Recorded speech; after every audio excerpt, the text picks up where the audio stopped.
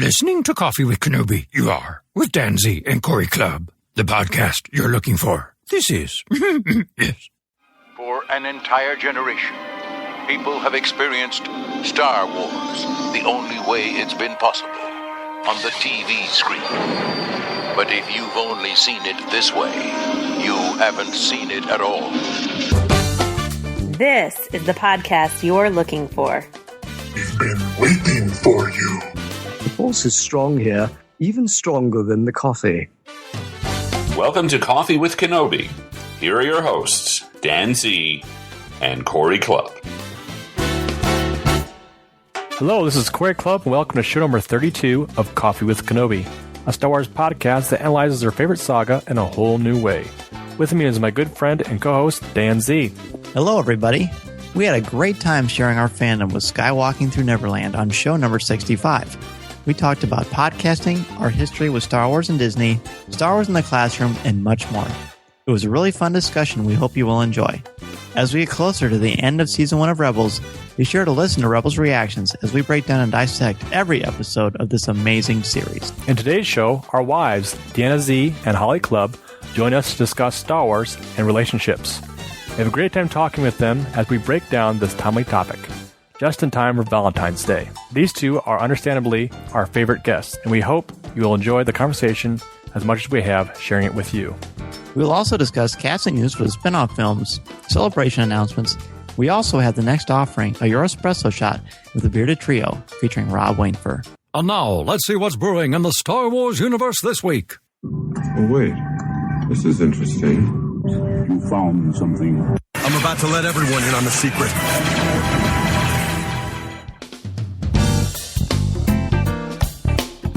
Our first news story has to do with some casting news for a standalone Star Wars film. It's kind of been put out there and kind of floating around the internet. Star Wars celebrity. Not yet, yeah.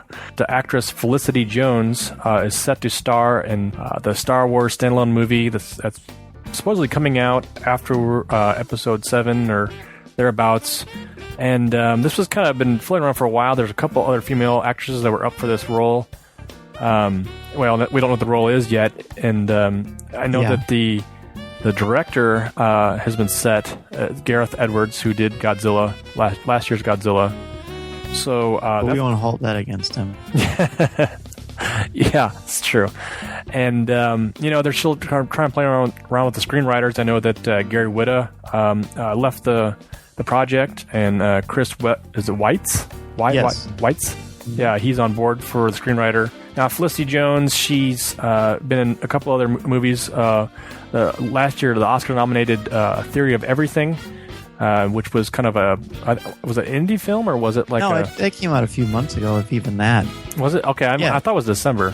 Yeah, it was the movie about Stephen Hawking. Stephen Hawking, yeah. And she played his wife, and I have not seen the movie. One of the teachers that I co-teach with said it was an absolutely outstanding film, and she was terrific, and she's a powerhouse of an actress. I mean, you're talking about an Oscar nominee here, and we'll find out fairly soon if she wins the Oscar or not.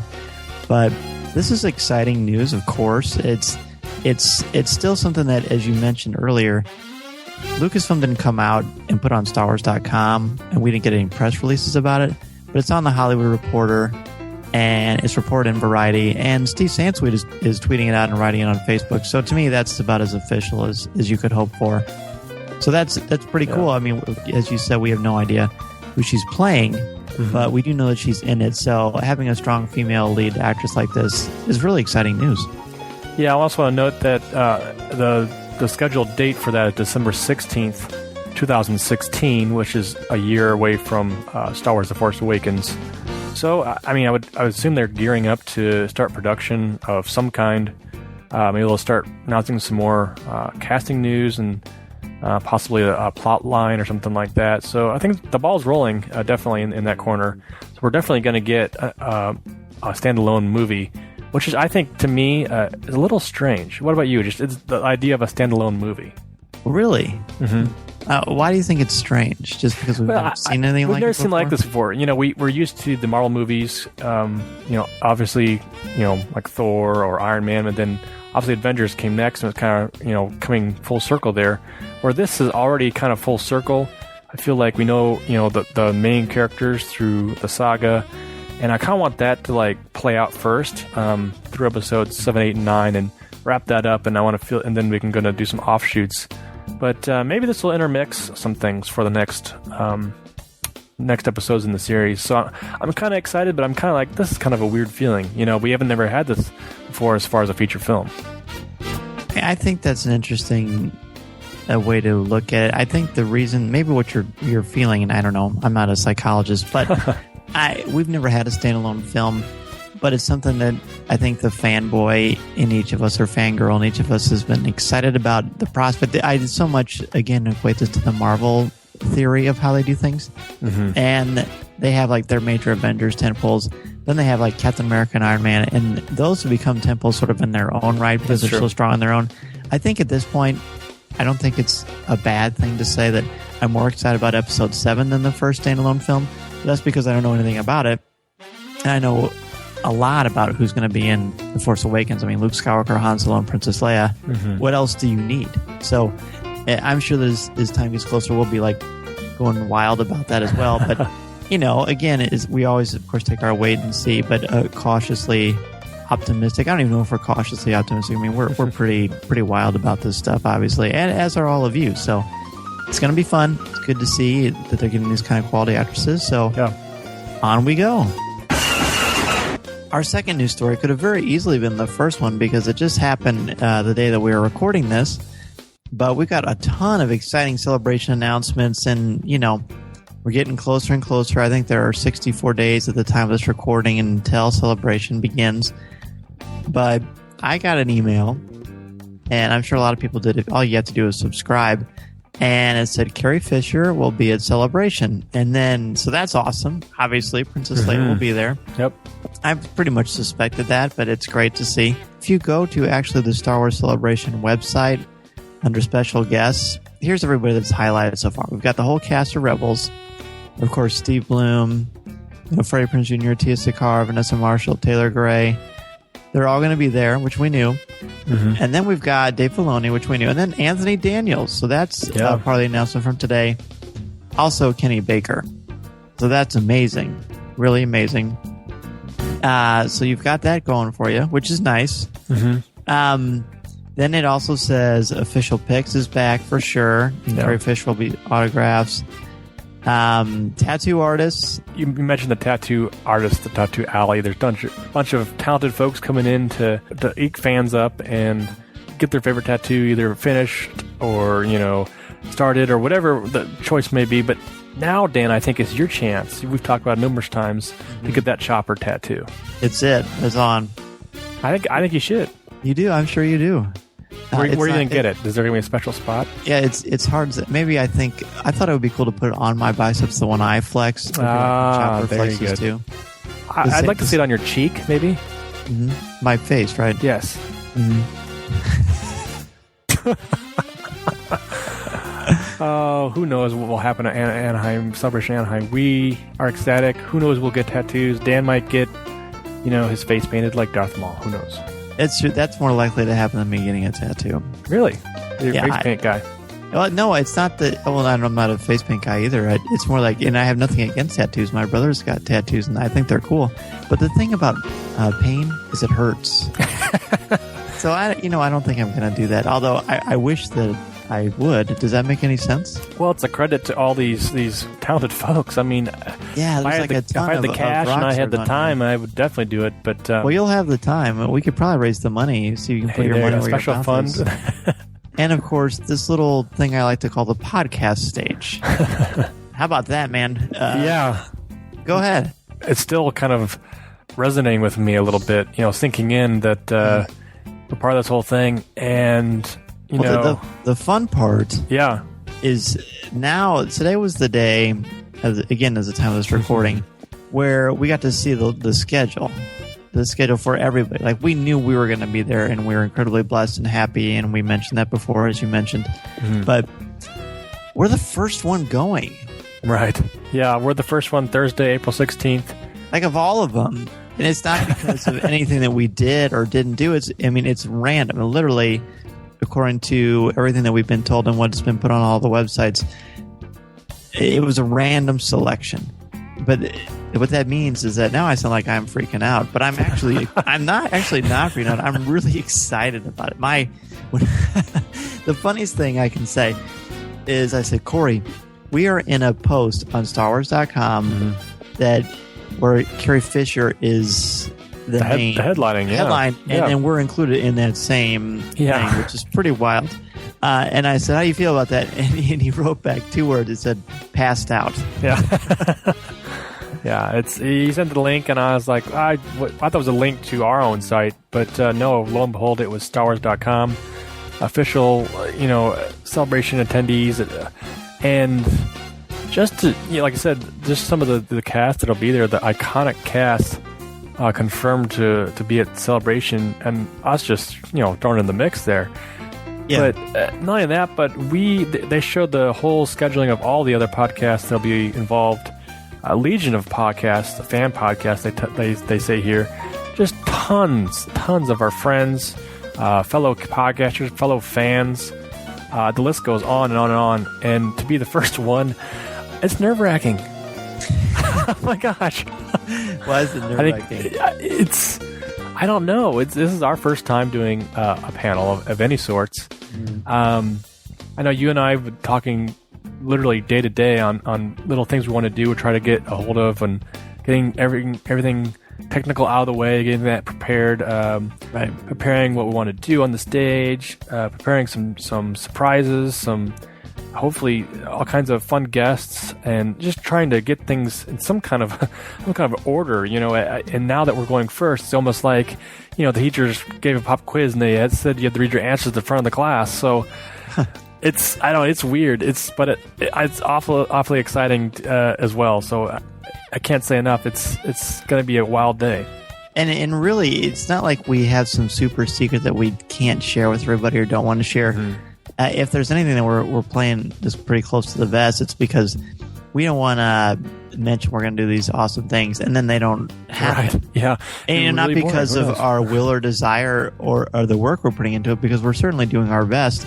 But quite honestly, right now, so much of the schedule is in flux, and I've had some insiders telling me this, and so it's hard to make plans and know how to get certain people on when they don't even know yet. Yeah, I know that we've contacted a few people that we're excited about, and they are even kind of like, well, we're not sure yet either. So I think everybody's still kind of waiting for the official kind of schedule to come out as far as their own schedules for things they have to do and get done.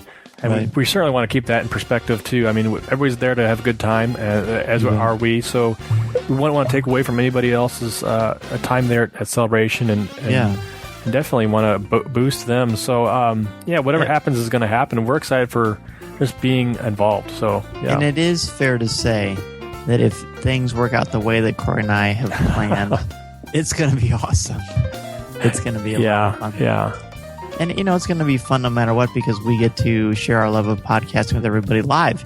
And again, it's Thursday, April 16th, and room 208AB at Celebration Anaheim, at the Anaheim Convention Center, from 11:30 a.m. to 12:30 p.m. The show after that is Rebels Report, KLDAB Talk Radio, This Week in Star Wars, and Radio 1138. That's all the first day. So I think one of the reasons I'm happy when I give the speech, when I was in college especially, not so much in high school, I was way more reserved in high school.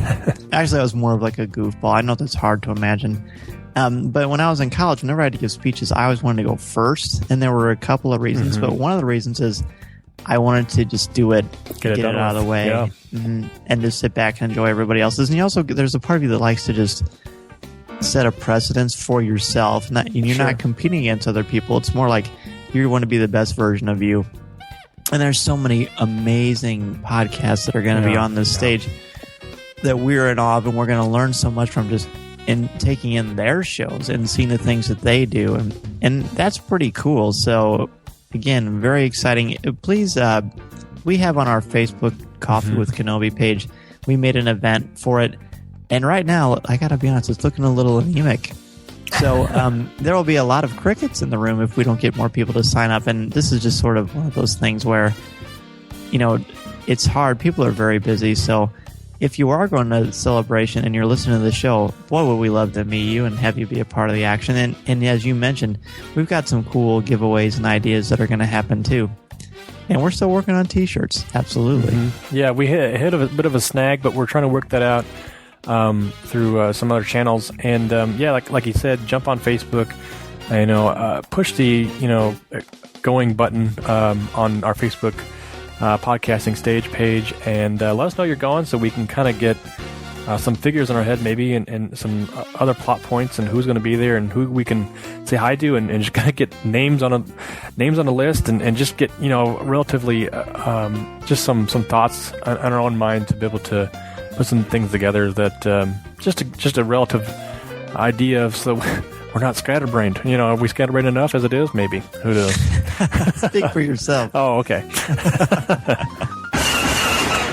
So if you just can't wait till Anaheim to see us, Dan and I will be going to Indianapolis Comic-Con March 13th through the 15th. Dan and I plan to go on Saturday, the 14th, and spend the day just kind of hanging out and walking the con and checking things out and the events and things.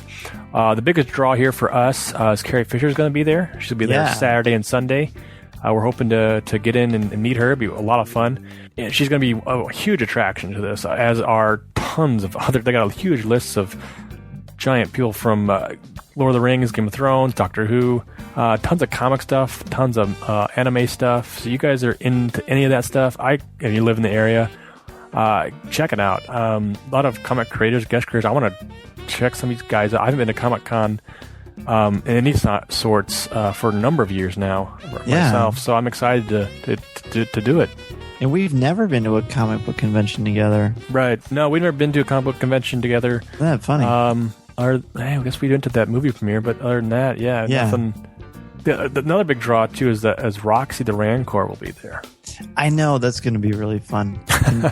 We're going to... And Tom Gross, who was on a recent Rebels Reactions with us, he's going to be joining us as well. And we hope to run into Joa from the Cantina cast there, so that could be fun. Yeah, we're in their neck of the woods, yeah. Yeah, it'd be fun to do like a little report from there, and it will actually be our own special correspondence, which that'll be fun. Yeah, we'll be our own correspondents for once, folks. Yeah, that's exciting. Which is cool. It actually, and with everyone they've had, from Ryder and Mike and Aaron and Troy, everyone who's reported and done such a great job for us, they've set the bar very high, so we think that'll be a lot of fun. And as you and I talked about, this will be like a fun little test run for Celebration too. So if you're around March 14th, send us a tweet or a message on Facebook or through our email, feedback@coffeewithkenobi.com, and we'll be sure to say hello. And heck, maybe we'll ask you our 5 questions.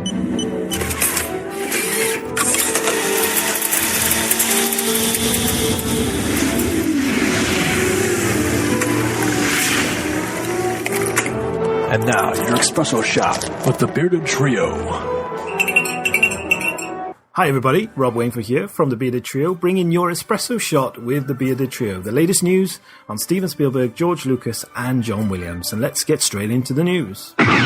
Well, happy birthday to John Williams, who turned 83 on February the 8th. And coincidentally, on the same day was the 57th Annual Grammy Awards. And guess what? He did win. He won his 22nd Grammy Award for his work on The Book Thief. So congratulations to John Williams.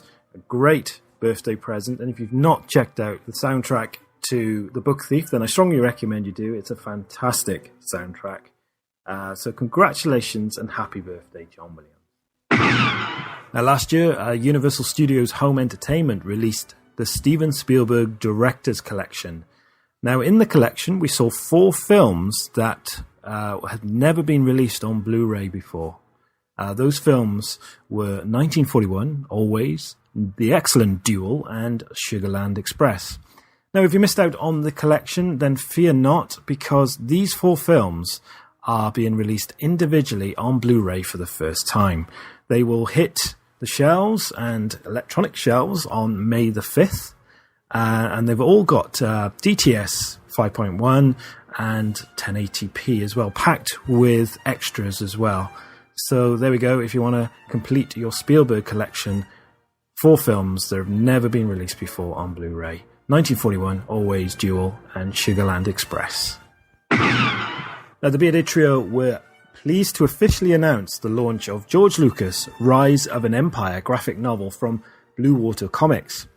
Now, obviously, this is a graphic novel all about George Lucas, and it will be available from comicfleamarket.com on the 3rd of April. Plus, you can download electronic versions from iTunes, Kindle, and practically anywhere else that you can get your hands on a graphic novel in electronic form. Now, the graphic novel looks incredible, and this is going to be essential for any George Lucas fan. Definitely one for your collection. Price is going to be $3.99. I will just give you a quick rundown of what it's all about. A creative force whose pioneering efforts in the area of sound production and special effects forever changed the way we view movies. George Lucas found fame in 1977 with the release of Star Wars.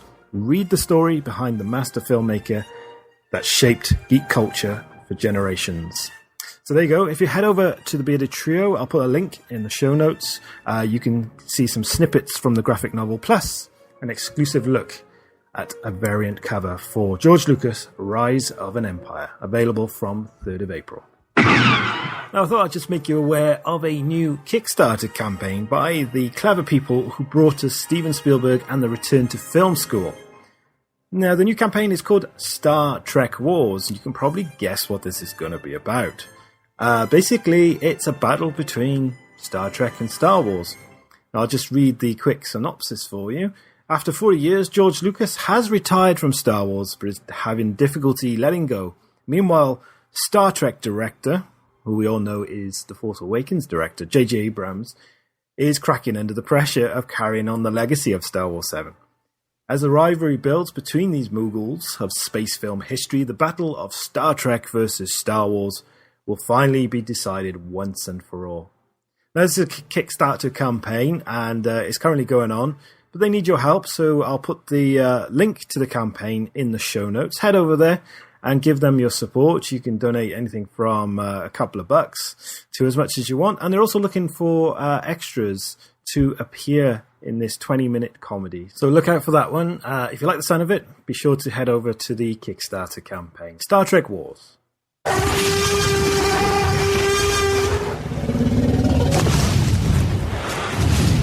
Okay, let's just do a little bit of a Jurassic World roundup. 2 bits of news for you. First of all, Chris Pratt's character name.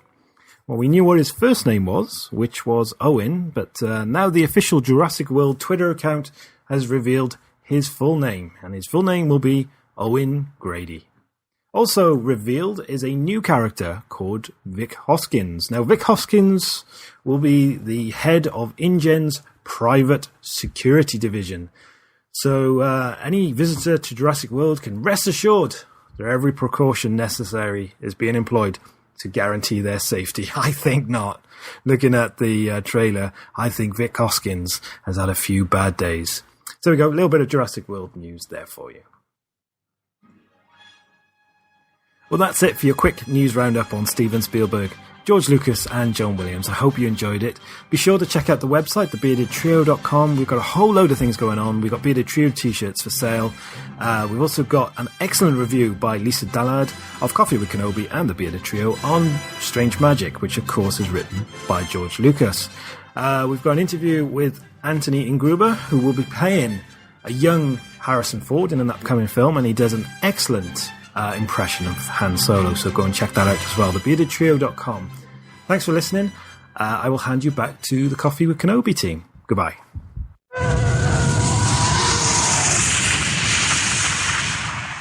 Han Solo, Rebel Soldier, Lando Calrissian, and Bespin Guard, each sold separately. From Star Wars, The Empire Strikes Back collection, new from Kenner. Looking? Found someone you have, I would say, Your lightsabers will make a fine addition to my collection. Our first collector news item here is Star Wars, the comic series. Recently debuted from Marvel Comics. Dan and I were privy to get an early edition copy to review, and certainly was a big one for us comic fans. Dan and I both enjoy comic books very much, and this was a giant thing to come out from Marvel, obviously taking over the rights again for the Star Wars series. And this was issue number 1. Dan and I both sent out blog reviews of of the issue number 1. You can find those on our Coffee with Kenobi webpage under our review section. And I would say, it's interesting because I even find myself thinking about it nowadays, and it's still kind of hard to believe that these are canonical issues moving forward here. And just the stellar job that the creative team did with this brand new series and made it really feel like it jumped right off the screen. It was excellent. Yeah, and Matt Moore is our comic scribe and just a comic aficionado, and he had an awesome review for it too. So I definitely wanted to mention that. And he's the one who, if you want to find the latest comic book news from Star Wars, he's on it, CoffeeWithKenobi.com, Matt has it. So be sure to check that out and tell him hello because he's doing an amazing job. Yeah, Star Wars number 1. I'm surprised we haven't talked about it on our show or even done a special podcast. And if people are interested, let us know. Maybe we'll come up with something.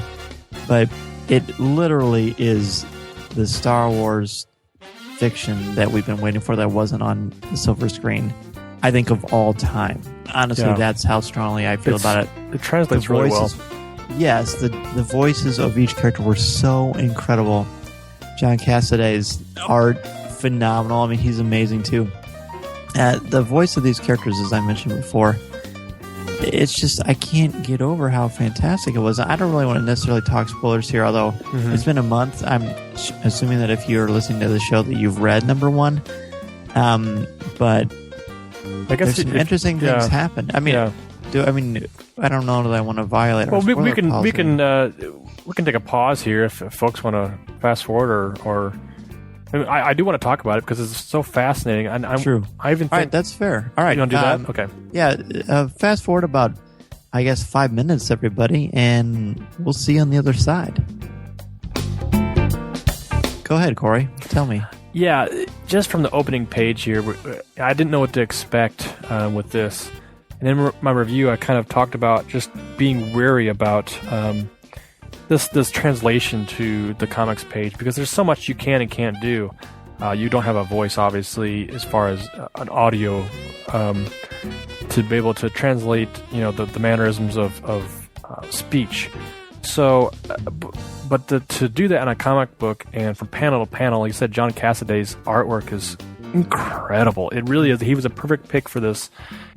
And of course, the translation comes from the great writing from Jason Aaron.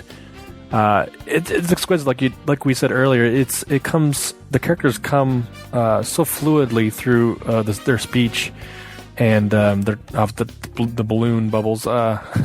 It's funny to think of that way. It's just like you're reading their text there, and I in my mind I was reading it in their voices.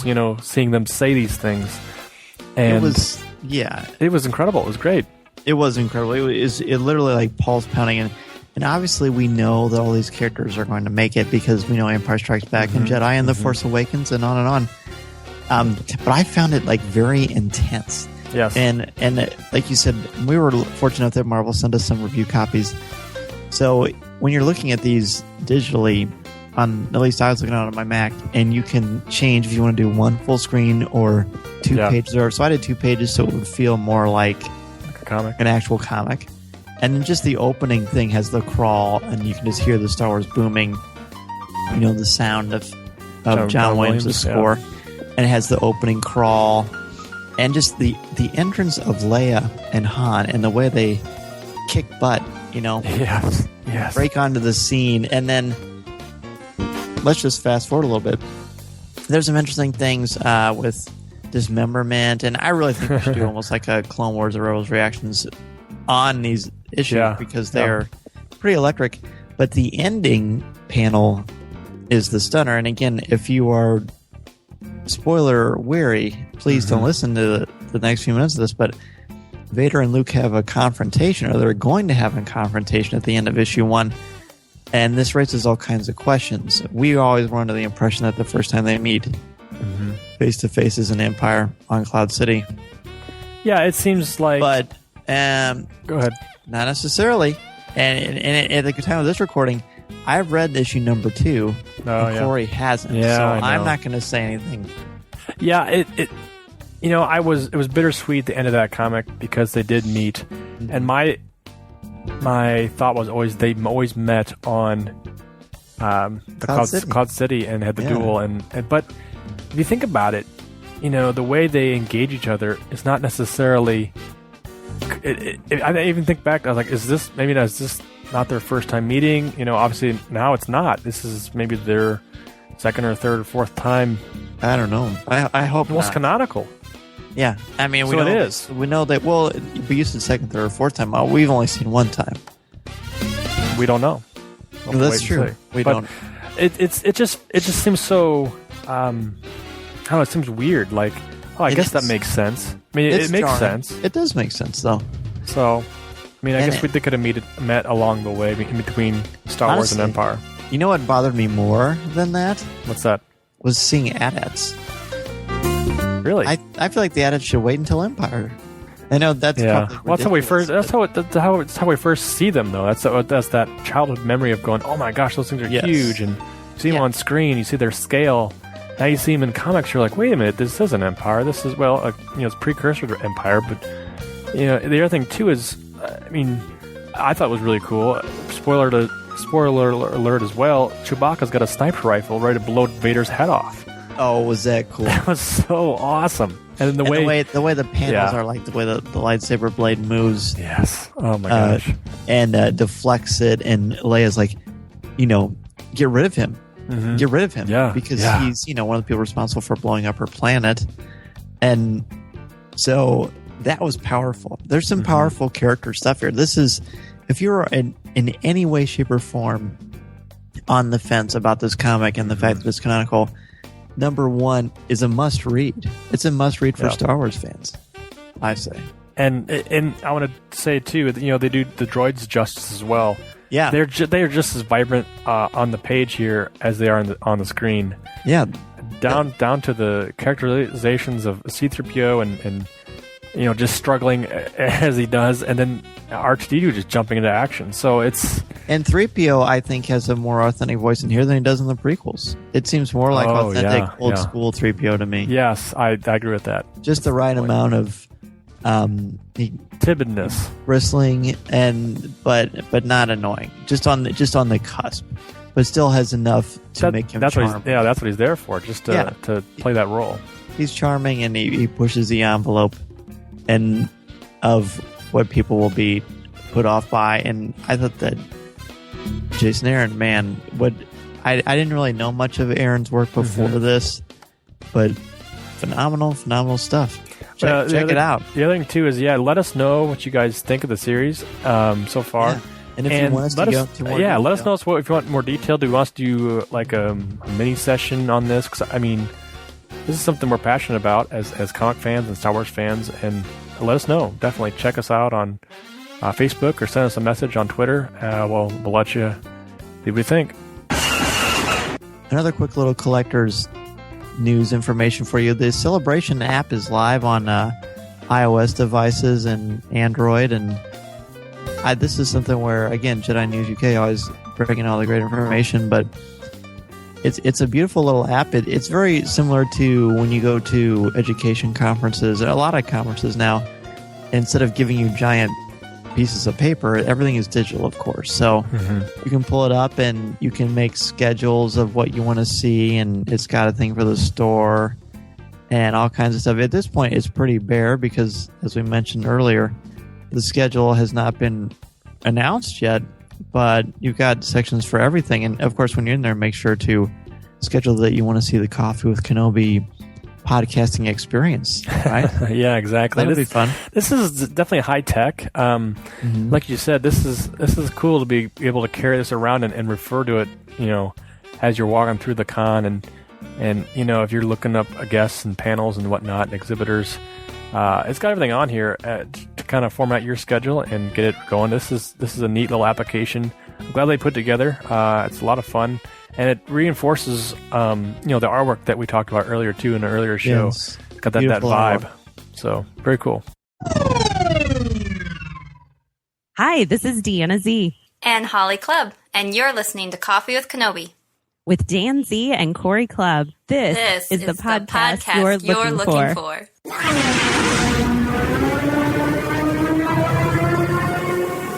Luke, you're going to find that many of the truths we cling to depend greatly on our own point of view. I must be allowed to speak. You've taken your first step into a larger world. Our topic for show number 32 is Star Wars and relationships. What does Star Wars have to say about love and romance? What place does Star Wars have in your relationships? And how important is it to you that your significant other likes Star Wars? Joining us on this relevant topic for Valentine's Day are the loves of our lives, Deanna Z Hollie Clubb. We are blessed to share our lives with them and are delighted to have a cup of coffee with them. Welcome, Deanna and Hollie. Thank you. Thank you. Well, first time podcasters. It's all right. This is our first time podcasters. Yes. All right. Well, ladies, it's been such a exciting thing to have this happen for us. Corey and I, since the very beginning, have been talking about having our wives on to talk about this, and we know how big your Star Wars fandom is, it's right? Huge. It's immaculate. Yes, it's huge. Sure. Yeah. Mm-hmm. Oh yeah, and you can tell the excitement is just you can just sense it across the airways. It's very exciting. So we'll just start with you, Deanna Z. What were your thoughts and experiences with Star Wars before you met your husband? I don't know that I had a Star Wars thought before I met you, but experiences. My two boys would watch Star Wars while I was driving in the car, so I heard Star Wars actually before I saw any of them. But no, I don't know that I had any thoughts about Star Wars prior to meeting you. Well, I'm glad I could help enrich your palate. Hollie, what about you? Well, I always thought Star Wars and Star Trek was the same thing. It's all right. Now we know. That's okay. Mm-hmm. It's all good. So the next question is, I'll start with Hollie this time. When did you first realize your husband was a Star Wars fan? All right. While we were dating, we stayed up late one night and watched all the previous Star Wars, getting ready to go to the theater to watch a new one. That's right. I remember that because I think you fell asleep. I did. Watching those. And just to inform everybody, it was episode 2, and she says previous ones, meaning 4, 5, and 6, and episode 1. And I think we watched all of them, but I don't remember. Well, I don't mean he did. Maybe I did. Wow, I was going to say I'm really impressed, Hollie. we have a sleepy story similar to that. So. Deanna, how about you? I guess the first time I realized he was a Star Wars fan was when I walked into his classroom at school and saw posters and things like that. But I guess the time I knew it was serious is when I got a Star Wars T-shirt for a Valentine's Day gift. And then I knew this was something a little bit more than just a poster hanging in his classroom. Yes. Well, and to be fair, that was a Her Universe T-shirt, Corey. Oh, very nice. Yeah, there was the ones. It was a black one with the Falcon on it and said "I love you," and then when the lights are off, it says "I know." Oh, the kinky, you got it. Not exactly. But it was funny. You honestly tell me you didn't know I was a diehard Star Wars fan before that, because that was just last Valentine's Day. No, it wasn't. That was 2 years ago. And now if I have any doubts, I just need to walk into our attic and see the stuff that moved in after we were married. So that's when all the secrets came out. And there's no turning back now, of course. All right, so here's another fun one. And Hollie, you sort of addressed this already. But what sort of experiences besides the one you mentioned with Star Wars have the two of you had together? And you can include your family with this, of course. Outside of the bedroom? Oh, boy. This is a family show, Hollie. No, the boys, we went to Disney World, and so we did the Star Wars training. Academy. Uh-huh. Mm-hmm. At our last vacation. Yep. And we rode Star Tours together. And we didn't necessarily get to do the Star Wars training with the kids. Got rained out that session. But we did have the availability to go behind the scenes and got to meet Darth Vader, and the kids got to wear the Jedi robes and swing the lightsabers and stuff. So it was a really nice little family moment. We've been on that too. Dan got to be the rebel spy. That's right. It was the highlight of his vacation. Actually, that's the vacation I proposed to. That was a little more exciting. Oh, okay. Good. Good answer. Yeah. Good. I should be interviewing you. Our Star Wars experiences. The first time we watched one of the movies together, I did fall asleep, but I was trying really hard to hide it and fake that I was awake. But he totally called me out. And then at the end of the movie, I woke up and I asked who somebody was, and it turned out to be Boba Fett, and he had apparently been in the whole movie. And Dan was like, "What do you mean, who is that?" And so it's kind of been a running joke with us ever since. And he's since taken on the name of like Bobo Fett or things like that, just to see if she's paying attention. And actually, Mrs. Air, but even before that, for Valentine's Day, I believe our first Valentine's Day as an engaged couple, you gave me a really nice gift, and there was a couple envelopes, and one of the envelopes said, "I will watch the first Star Wars movie with you." Aww. And it was awesome. And we had like popcorn and hot tamales, which you can't have popcorn without hot tamales, ladies and gentlemen. I don't know if you knew that, but it's a great combination. So we watched it, and I completely, as soon as it started with the 20th Century Fox fanfare, I was, of course, 7 years old again.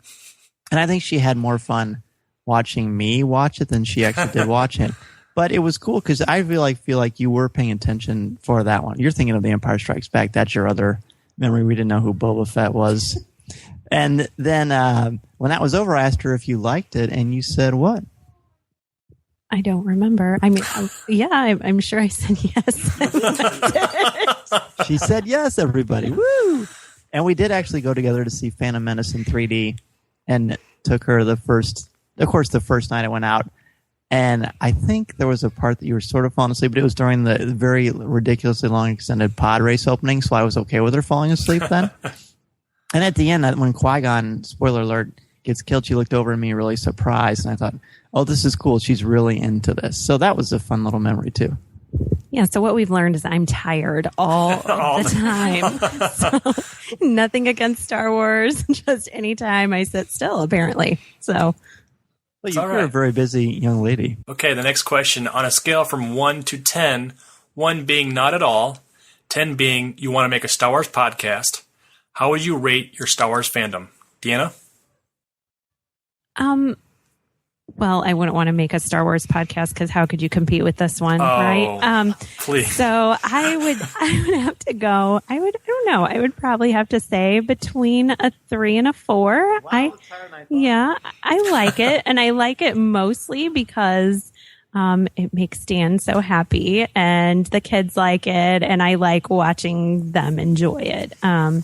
And I will watch it with them after I've had my nap prior, apparently. But so I would say, probably a 3 or a 4.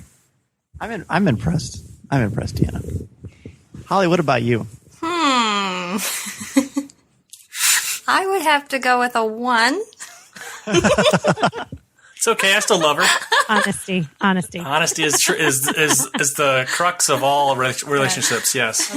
It's true. But it makes him happy, Holly. And it does make him happy, and it's okay to have different tastes. Different tastes and different likes. Oh, definitely. And there are a lot of things that you do, like, not watching Star Wars that I don't like, but that's fine.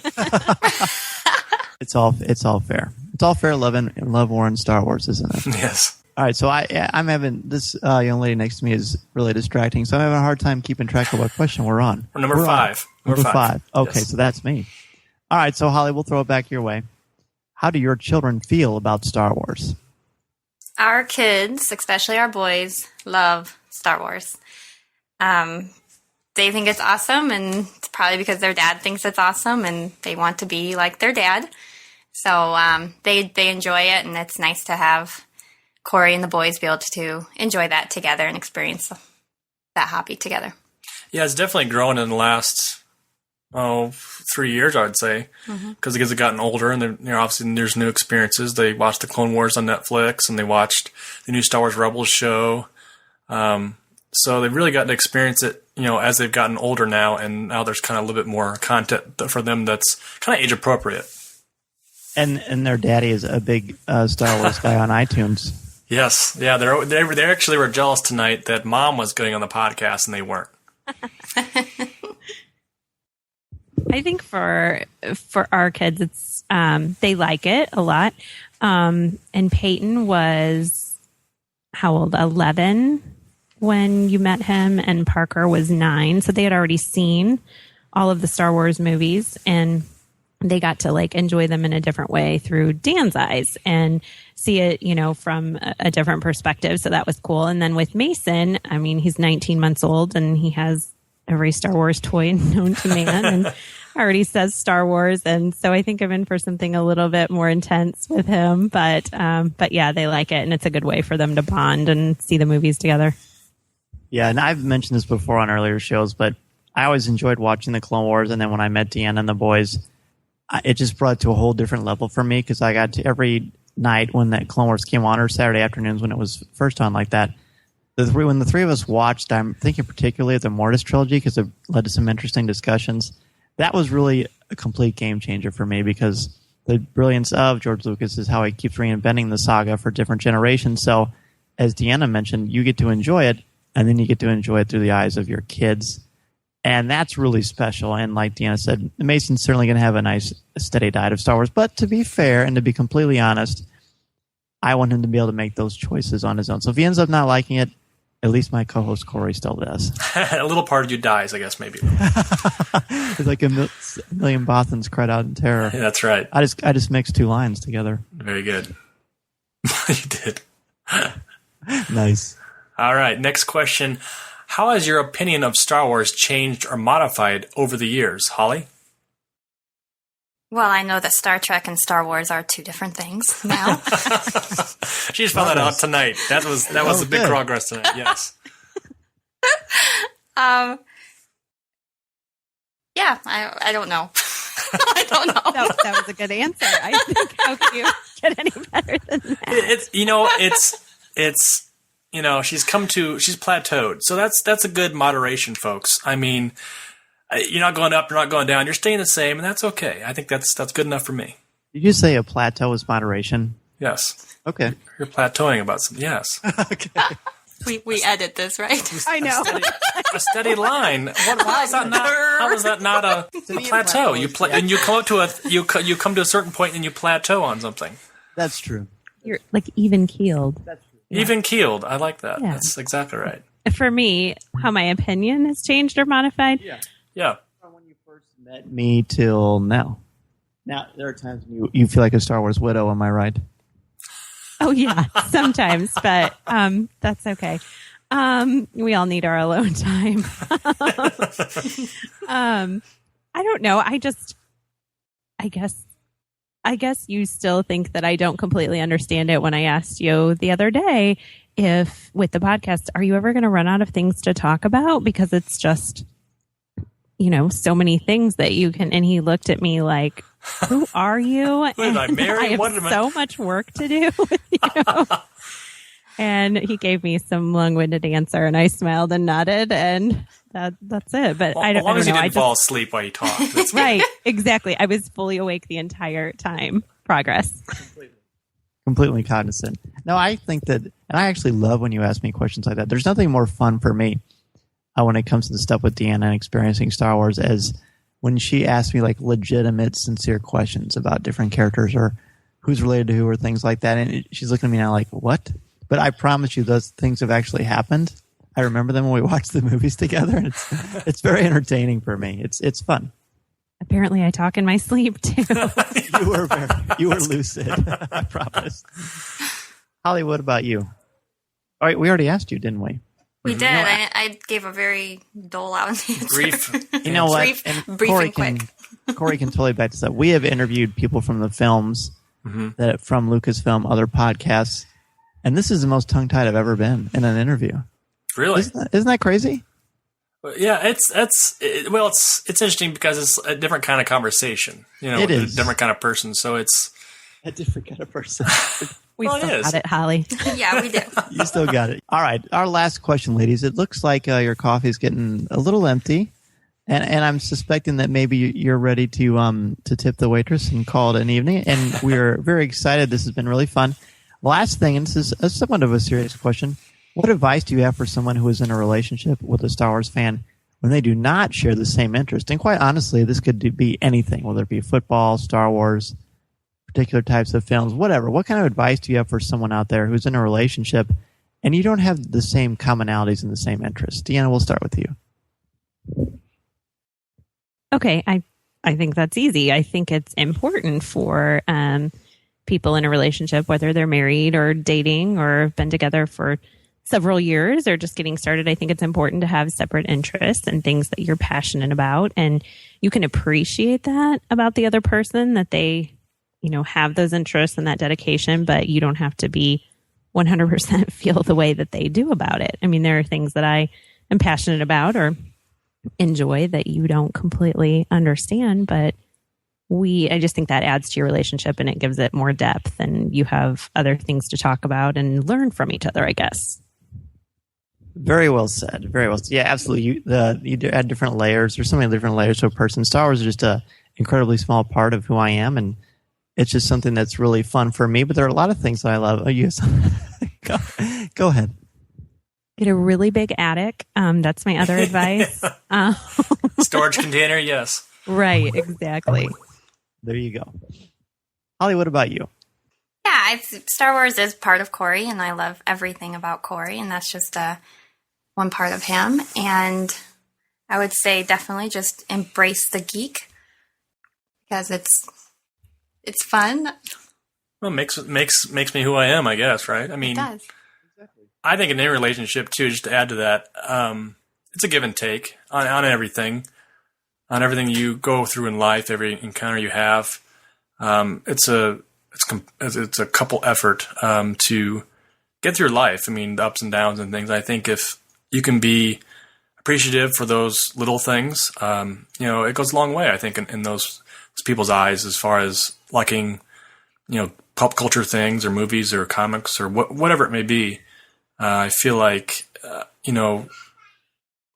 relationships are strengthened, like you said, Deanna, just to rely on one another and fall back on one another, whether it be, through thick and thin. So, yeah, just to reiterate, embrace the geek, but, I think it also adds and fulfills relationships.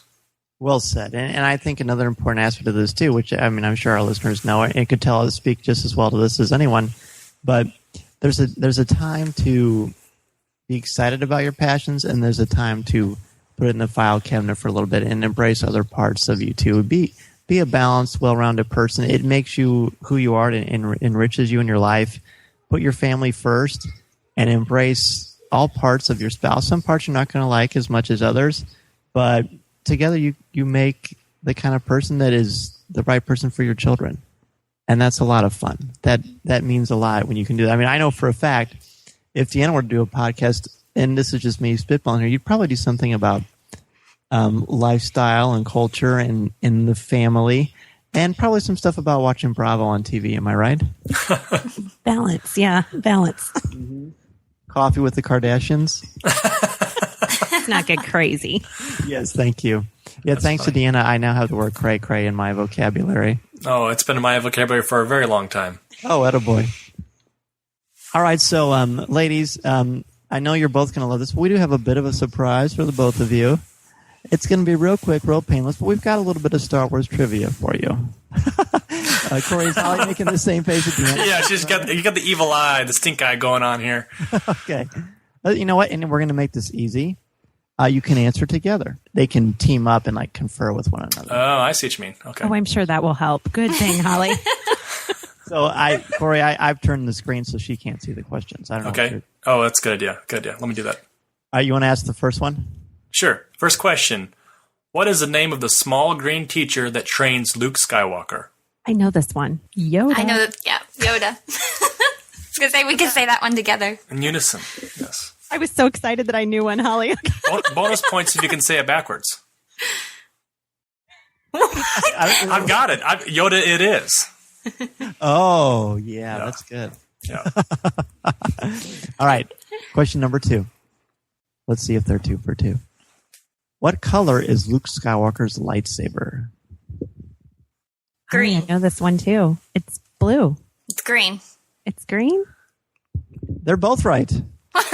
Well, technically, that was his father's lightsaber is blue, right? Yeah, but in his lightsaber was green in Return of the Jedi. I love that he's fighting for my answer. That's right. Well, in Star Wars and Empire, he had a blue lightsaber. And then in Jedi, he ends up that was making Anakin's lightsaber. Yeah, but Obi-Wan gives it to him, so it becomes his. Okay. You pass on. He might have been borrowing for a while to take his hand cut off. Yeah, sure. Holly, what do you think? I think Corey's so proud of me. I'm blown away over here. Yeah, well, so far they're 2 for 2. This is good. This is good. Yes, it is good. All right. So the next question. Yeah. Recite the first part of Leia's distress call. Now, to be fair, sure. Corey worded this one. This is the most famous line in A New Hope that Princess Leia says. She says it over and over and over again. When she's in front of, when R2-D2 has the little image that comes out of his head, his emitter, technically is probably what it is. Mm-hmm. Yeah. What is the thing she says over and over again? Help me. I have no idea. I remember that perfect. I have no idea. You might have been dozing off maybe at that point. I think I took a quick nap. That's about 10 minutes in, yeah. A power nap. Well, Corey, this was your question. What do you think? So the answer is, help me, Obi-Wan Kenobi. You're my only hope. Does that sound familiar at all? No. Holly's very straight with her answers, yes. For the record, Corey put in that one. That was the hard one. It wasn't, yeah. So, Corey, you sleep on the couch. I will. Bonus question, yeah. That was a bonus. Okay. Number 4. Is it my turn to ask? I can't. Yeah. Yes. Yep. Okay. Who is the bounty hunter that captures Han Solo in The Empire Strikes Back? I don't know. Take a wild guess. R2-D2. And we see Boba Fett. There you go. Oh, there you go. Is it? That's just my favorite. Yeah, see? It's all coming back. Oh, man, that's great. My face actually hurts from smiling. That was entertaining. R2-D2 is a bounty hunter. That's his new and breaking. Hey, this could be breaking news, yes. All along, yes. How many trivia questions are there? There's only a few more. We're halfway done. Halfway through them. So, next question. That's good. Like she wants more, like good, more, I think so. It's like good, no more. Mm-hmm. Okay. What is your husband's favorite Star Wars movie? Dan's Empire Strikes Back. You got it. Gee, it sounds like some coaching there, but go ahead. No, I just talk about it probably more than anyone probably should. True story. Holly? Star Wars 4? I guess that's technically right. I mean, I guess. See, here's the thing. You know, you ask a Star Wars fan, "What's your favorite movie?" and it could be any day of the week, and it could be changed. It could be any of them. So technically, any answer is correct. So what would you say yours is? Today is Tuesday, so it'd be whatever you say. Oh, good answer. Aww. Done. Did I nail that? And the lightsaber was blue. I'm back in the bed. Yes, that's good. All right. Your husband's... Holly, this is for you first. Your husband's favorite character. Chewbacca. All right. No, that's incorrect, but here's the story on that. For Christmas... You're tall and you're hairy? Hey, there's other characters that are nice about me, too. For Christmas, she got me as a Chewbacca bobblehead to put in my car as my co-pilot. So, I can't say he's not my favorite character, but I would choose probably Han Solo over him. Really? Yeah. Is that why you think of me as Han Solo and you as Chewbacca? No, that's not the reason, but... All right, Deanna, what about you? I'm interested in what you say about this, because I have pretty much a main one, but there's a few you could pick. I don't know. I'm torn between two, but I'm going to go with Yoda. That it would be 1A, I would say. Who would you say is number 1? Han Solo? Darth Vader. What? Yeah, I like his redemption story. When you see Return of the Jedi, you'll understand. Will I? That was the line. That was your line of the night. That was good. All right, next one. Han Solo's ship is called the Millennium Eagle. True or false? That is false, Corey. You sure about that? It's the Millennium Falcon. Whoa. So proud of you. Yes, Wow. very good. Man, she even called me out, too. Like Do you a true know fan. why I know that? Because I was in Chicago a few weeks ago, and that's what Dan had me looking for him. So that, truth be told, that's the only reason I know. You know what's even better about that? I had to go to the Disney store to get those metal replicas, those die-cast ones. Yeah. And actually, I was sending her after the ad. But then he would have gotten the wrong one. Either way, you can't. But you would have got him one. That's the deal in the end. So that's right. I guess we can't really ask Holly that one because Holly, did you know the answer to that? I did. Oh, I would. Good answer, Holly. I was ready. It was just on the tip of my tongue. Millennium Falcon. I was afraid she's going to say American Eagle, but I guess that wouldn't be right. Yes, there you go. All right, Corey, this is you. This is you, my friend. I thought I was. Oh yeah, you were off target tonight. I'm the even. Stay on target. Stay on target. Okay. Focus that in. was ladies. That was a Star Wars quote. Okay. Speaking of quotes, last one. Quote a line, any line used by Darth Vader. Go ahead. Okay. I forget. Okay, I'm going to say it wrong. But when he says, "Luke, I am your father," that one is that good? Is that what he said? Judges. Yes. Yes. Very good. This is true. Yep. Very good. Holly, do you have any extras? I thought that's the only thing he said.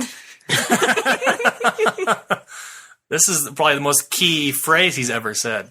Yeah. So, I mean, yeah. It's very good. You want to take a stab in the dark? Very good. Well, ladies, that is all the trivia we have. Are you saying? Okay. That was fun. It was fun. And just honestly, in all honesty, was this as bad as you thought, or was it a lot of fun? No, it was not as bad as I thought it would be. Oh, boy. What did you think? I just don't know how entertaining your poor listeners will find this. So, our apologies. I think they're going to find this extremely entertaining. We've received quite a few emails and tweets and saying how people are excited to hear from our lives. So you certainly both did not disappoint. You were both outstanding. We thank you so much, not only for being on this show, but for being the kind of people that you are and being such loving, awesome people. If it wasn't for you, this podcast would not exist because That's you exactly right. support us, you give us the time, the energy, and you build us up. There are ups and downs to everything. And just that you support us the way that you do, I mean, it's one of the many, many things I love about you, Deanna. So thank you very much. Oh, that was nice. That made it all worth it. I echo Dan's sentiments, but to my wife. And that's good. That's good. That's good. Yes, I'm trying to stay in the positive here. I think the way to put it is if this podcast wouldn't exist, honestly, it really wouldn't if we didn't have the support of our families and our wives and our kids and everybody who is out there cheering us on. And of course, that comes from the home front, first and foremost. And of course, whenever we, have, George Lucas on, I'm sure, we'll have to ask our wives first if it's okay. So, yeah. And honestly, if it wasn't for the support of Deanna, I don't even know that I would be going to Celebration. So, I mean, another reason that Deanna's the rock star. I was going to hide Holly in the luggage container. Is that? Oh, does she know about that? She does now. I do. Okay. I do. Very good. Well, thank you again, ladies, so much for being a guest on Coffee with Kenobi. And we look forward to maybe someday, we have anything planned, but maybe have you return and just sort of see how things are going. Just sort of check in. Thank you again so much for being guests with us. Thank you for having us. More to add, do you? Our first discussion email comes from Lenny Klein, and he says, Star Wars has a commentary on relationships through both trilogies. The main point seems to be how important it is to have beneficial relationships. In the prequels, Anakin and Padme have most negative consequences, obsession, etc. This ultimately leads to their downfall. While Han and Leia improve each other, Han becomes a beneficial and honorable member of society. Leia now has a life. It also just shows relationships' importance to people in general, how it makes life worth living. Now on to your question of how important it is for your significant others to like Star Wars. I would say it depends on the relationship. It would depend on how and why they met you, and why they're together in the first place. If they have something else in common, then not so much. But if that's what they founded their relationship on, then of course. For me personally, I would certainly like it very much if they did, but I certainly wouldn't leave someone or not date them just because they don't like Star Wars. And that's from Lenny Klein. Lenny, some good points here, definitely coming from the heart and fandom as well. Like we mentioned before with the ladies, I think it's a give and take too, and it doesn't matter what you're into. I think you have to like that person for who they are, not what they like. Obviously, it's a comparison thing. You know, if you both like Star Wars, that's even better. I mean, that's something you have in common. It's something you find kindred to as far as building a relationship on, the building blocks relationship. And he talks back into the saga a little bit, Anakin and Padme, and they do have kind of a weird relationship, I guess. As far as husband and wife, or even courting each other. It's a little off-putting. Secret. Even when they're married, it has to be a secret, which is it's difficult. It's very Romeo and Juliet, that part of it. I mean, there's certainly the tragic elements of it as well, and it leads to death and destruction for both. Very similar to Romeo and Juliet. And I've always thought about Romeo and Juliet as far as the way they interact with each other in their dialogue, and I've always thought of that in comparison with Han and Leia, but that's mostly because of The Empire Striketh Back by Ian Desher. So it's interesting that Lenny mentions this, because it made me think about that aspect in a different way. And I agree with you, and we talked about it with our wives, of course. But yeah, it's something that it's great if you have that in common. But if not, it's an opportunity to teach each other about things that you're passionate about and let that conversation flow. And you have to prepare yourself, because not everyone's going to love everything that you love in the way that you love it, but they'll have other things that they like too, and they may, whether it's Star Wars or something else. It's still a positive thing because it makes you both more well-rounded and learn more about each other, which is really fun. I also want to add too, if he mentions here somebody who doesn't like it, I wouldn't press it upon someone else either. I'm not that type of personality. But, if it's something they just really do detest, find something that person likes, and try to grow your liking to that, even if you don't like it. Gardening or any other. I'm just trying to think of something off kilter a little bit, something that might not be something that everybody's into, but if your significant other is into that, or woodworking. I'm trying to think of just different things, but there might be other hobbies that they like that don't involve things that happen, on the Andy Griffith show. Yeah, whistling down the street. I don't know if that's a pastime, but no, I just think that look for something in their section, in their little world that you can kind of grow your own liking to and appreciate something maybe that you wouldn't give a second glance to. It certainly would reflect, obviously love towards them. I think love is the key point here, but certainly some good thoughts. Our next email comes from Brian McKinney, and Brian writes, "My wife had never seen the Star Wars movies before, so when they were re-released in the theaters in the 90s, I took her to see them, but she still does not love them as much as I do. When looking for names for our firstborn, I brought up the name Luke. She loved it for a boy's name. When the doctor told us we had a boy the day he was born, my first words to him were, 'Of course, Luke, I am your father.' The nurses thought that was awesome. Unfortunately, she would not let me name our second son Chewie." And he's kidding. "Keep up the great podcast. You guys are doing great, and I listen to you in the squad car at work. Always love seeing a new episode available." Well, Brian, thank you so much for emailing. This was another particular thrill for me, because Brian and I know each other. We know each other pretty well, and he has since moved to another part of the state, and he is very busy protecting the community, as a policeman. He's a state trooper, and he's a great guy. We worked together at Chuck E. Cheese, of all things.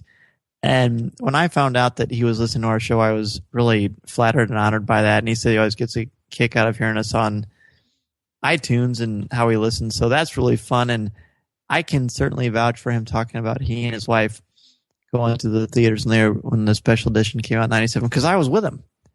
I remember going to the wheel. The third wheel, huh? No, I was in the third wheel. There were probably 10 or 15 of us, so I was maybe like a 15th wheel.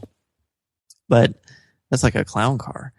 But so that was fun. I remember that perfectly, because one of the things that stands out to me about that is when we were walking in, the people working that were selling concessions, I remember them saying, to each other, to their like coworkers, it's just a movie, people. Like, they didn't get it. And man, that was just like the start of Star Wars, like flushing itself back into the cultural spotlight, in full force. So that was fun. Brian, thanks so much for the email. And it was really, really, really cool to see. And you mentioned something about you were amused by this too, weren't you? Yeah, Brian, thanks so much for writing in. Thanks for listening as well. For all you do, keeping everybody safe, and so you can look after yourself out there. But I think it's so cool that, he catches the bad guys and drives around town, listen to us, and the bad guys have to listen to Star Wars podcast too. I think that's so awesome. And form the bad guys. Definitely. I think that's a lot of fun. There is an implication there that if you're doing something bad, you have to listen to our show. Hey, maybe I don't know. It's good enough for me. I'll take any kind of listener, bad or good. So, yeah, definitely a lot of fun here. I like the fact that he said, "Luke, I'm your father." I mean, who hasn't used that line for anybody that they know? It's just a joke around and have a good time. And he certainly has a good sense of humor and a great email here. Thanks a lot.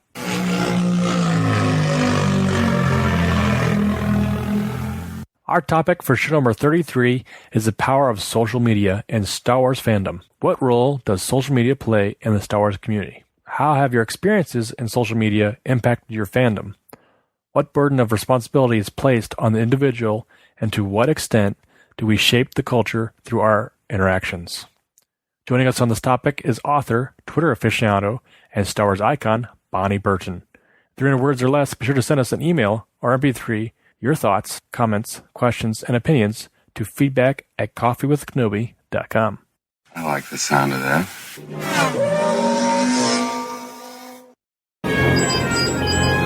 Echo 3 to Echo 7. Ano, buddy, do you read me? I saw part of the message. I seem to have found it.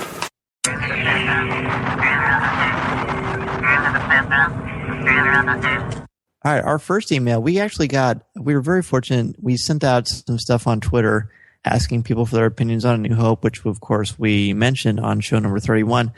And then, of course, we had to record the show. And we still received more emails on the topic, and we wanted to share them with everybody because they're really good. And the first one's from Jeff Roney, the host of Once Upon a Time podcast. And he and his wife have been awesome to us and to our show, and they've given us some great tips and helped us with some things and just been good listeners. And they sent us some really nice cake pops. Yeah, those are awesome. Yeah, so that was good. Thank you again, you two. But here's what he put. He sent us a top 10 of things that he loves about A New Hope, and this is cool. So, you know what? I don't know if he purposely did number 1 is most important or not, but I'll just go backwards just to make it fun. So he put number 10, it gave us hope after the dismal war and Watergate period of time. Number 9, the fast dialogue is still some of the best of the whole series. Number 8, no matter what your beliefs are, you can watch Star Wars and take something away that you relate to. Number 7, the effect, even though it's a bit dated, they're awesome. The Star Destroyer opening, come on. That's what people used to break into for a new flat screen TV. You bet. Number 6, a flawed hero is someone we could relate to. 5, the hero's journey was a perfect roadmap in the script that resonated with so many people. Number 4, it inspired people to write, draw, and be creative as fans. I really liked that one. Number 3, it affected everything. I remember seeing Star Wars scenes recreated in a haunted house. Not scary, Cantina, Vader and Obi-Wan battle, and Leia's projection. Number 2, it inspired people like me to listen to soundtrack music and appreciate classical music. And number 1, it, and some movies during that time, played in theaters for more than a year. Well, that's a wonderful cultural little reflection, Jeff. Thank you for sending that with us. Sorry we weren't able to get to it for show 31, but we're so happy that we get to share this. And what do you think? I already mentioned as I was reading this, I liked so much that it inspired people to write and draw and be creative. I mean, how many filmmakers do you think were inspired from A New Hope? Oh, tons, and they still are. I mean, I think that still impacts pop culture and fan communities today. And just to continue this list is just some great anecdotes here as far as, his thoughts on the era. A lot of stuff was everything was kind of coming to age as far as the film and industry. Like I said, it was in the theater for almost over a year. That's crazy to think about back in 1977. And even his point on the soundtrack music. I listen to tons of soundtrack music nowadays, and that score was so iconic.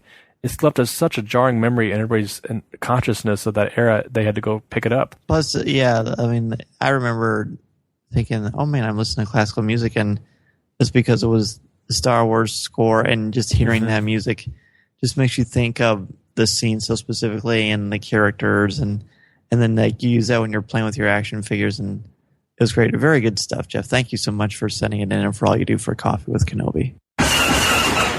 The next email comes from Ryder Waldron, and he says, "Hey guys, my earliest moments of A New Hope are seeing it on the recorded VHS tape that my dad had recorded from HBO.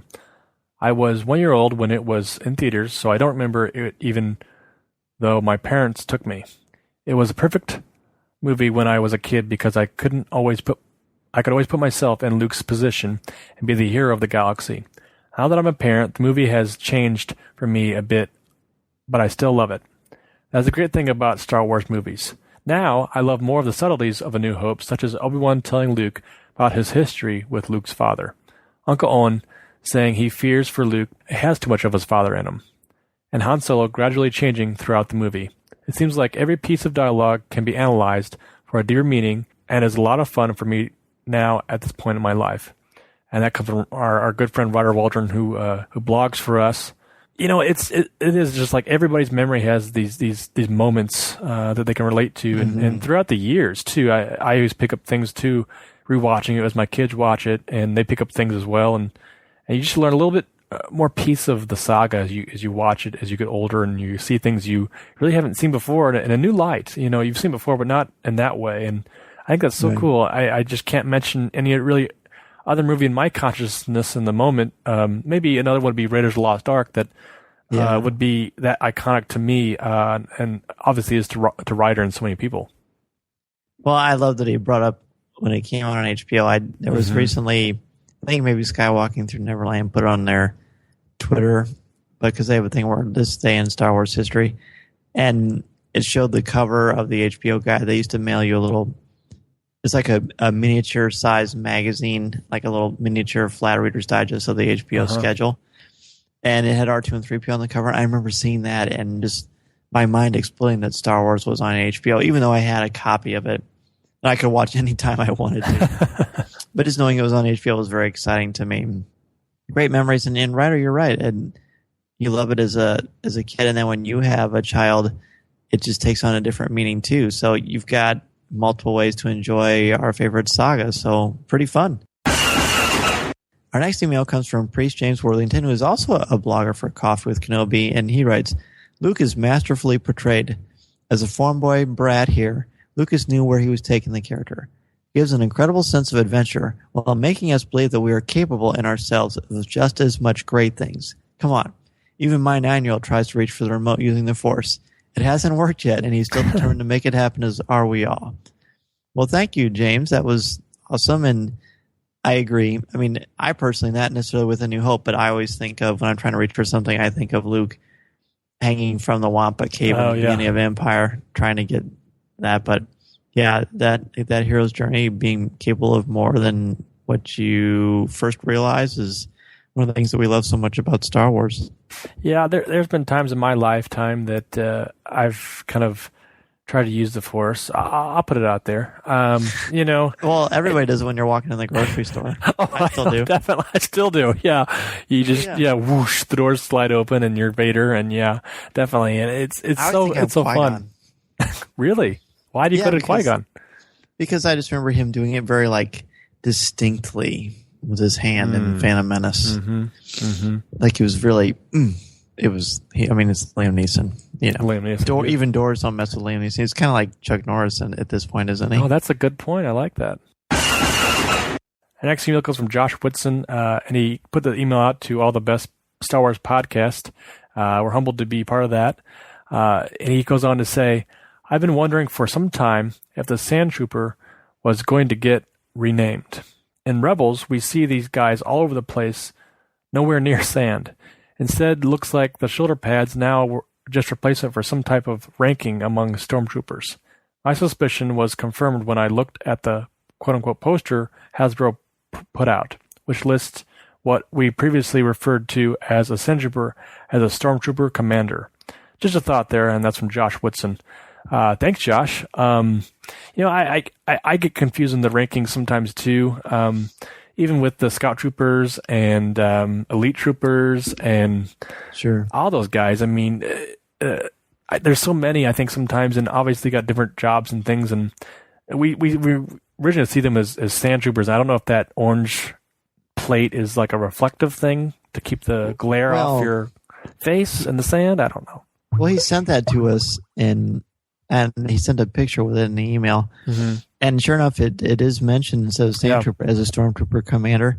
And that is the Rebels thing, because if you look at Adam Bray's Star Wars Rebels visual guide, which I was just looking at it the other day, it does show that pad on there is indicative of being a high-ranking Stormtrooper. So that's interesting. So, Josh, thank you for sharing that. We all learn from each other, and we appreciate you passing that along. Our next email comes from Sean Grooms, and he writes, Yo, I've been relentlessly pursuing the story about discounted Disney park tickets for Celebration attendees. I first saw the article on Jedi News back in December, and after looking into this, I found there was considerable savings. $90 for a one-day hopper instead of $150. I contacted them online through Disneyland Celebration, and no one could verify. I finally did get this email from the Celebration distributors.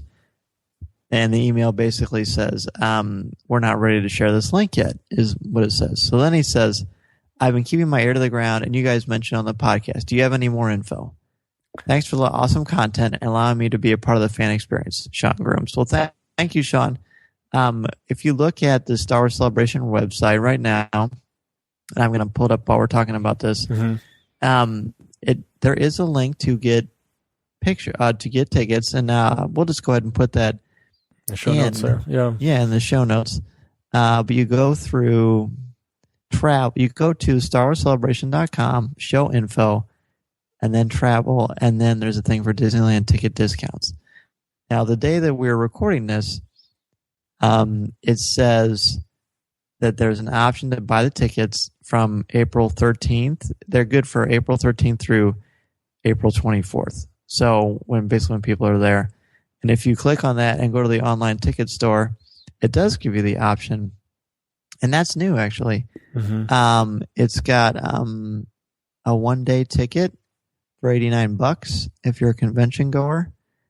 And then it's got a hopper for $136 for 10 and up. So that's certainly a little more expensive than maybe originally it was. So maybe they've revamped their prices. So I would go ahead and check it out. It's something I'm literally looking at for the first time. There's a Twilight convention ticket, and it says for special events or conventions that the link was created for. So I don't know if the special event is literally just the fact that Anaheim Star Wars Celebration is going on, or if Disney is putting on something special at Disneyland for Celebration Anaheim attendees. That would be news. Yeah. So we're not sure. So I would just keep your eyes open for that, and we'll again put the link in the show notes and check it out. I'm still interested in hoping to sneak out to Disneyland, so we shall see. Our last email comes from Richard Garrett Jr., and he says, Star Wars was the first movie I saw in theater. My cousin had seen it and drew some of the characters, Luke, Han, Darth Vader, Grandma Tarkin. I explained to him that only girls could be grandmas. He said, no. this is funny. He said, no, Grand Moff, like Butterfly. I said, oh, okay. Because at 4, that made a lot more sense. He was 5. After he told me about it, I couldn't wait to see it. We saw it late 77 or early 78. Movies stayed in the theater longer. Then they went to second-run theaters, which is where I saw it. Star Wars has guided my life ever since. And that's Richard Garrett Jr. His Twitter handle's Jedi RRJI. I don't know how to say that, but definitely some fun memories there, Richard. Lots of fun because I get that wrong sometimes too.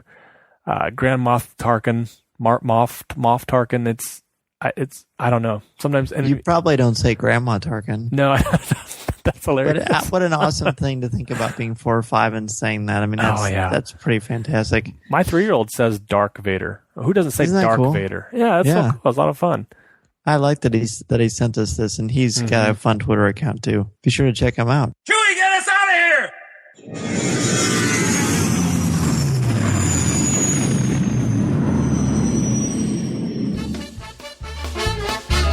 If you would like to respond to our question of the show, have a comment, or just want to say hello, send us an email or MP3 at feedback@coffeewithkenobi.com. Or if you have a specific question or comment for either of us individually, email us at danz@coffeewithkenobi.com or coryc@coffeewithkenobi.com, or visit us at coffeewithkenobi.com and click on the Contact Us section or comment on one of the stories featured on the site. If you enjoy the show, please write a review in iTunes or Stitcher. You can also like the show on Facebook at facebook.com/coffeewithkenobi, as well as keep up to date at our Twitter feed at Coffee with Kenobi. You can also find us on Tumblr at coffeewithkenobi.tumblr.com. If you enjoy the jazz music, the album is Eye to Eye by Steve Torok. Give the evacuation code signal. That's it for show number 32 of Coffee with Kenobi. A huge thank you to Deanna and Hollie for being a part of the show and for putting up with us each and every week. We couldn't do any of this without them, and we are two lucky podcasters. Thanks also to Rob from the Bearded Trio, to everyone who contributed to this show, and to all of you out there who listen and email Coffee with Kenobi. Don't forget to send us your comments and opinions on the topic for show number 33, The Power of Social Media in Star Wars Fandom. This is the podcast you're looking for. This podcast is not endorsed by the Walt Disney Company or Lucasfilm Limited. It is intended for entertainment and informational purposes only. The official Star Wars website can be found at www.starwars.com. Star Wars, all names, sounds, and any other Star Wars-related items are registered trademarks and or copyrights of Disney and their respective trademark and copyright holders. All original content of this podcast is the intellectual property of Coffee with Kenobi unless otherwise indicated. There's no one here.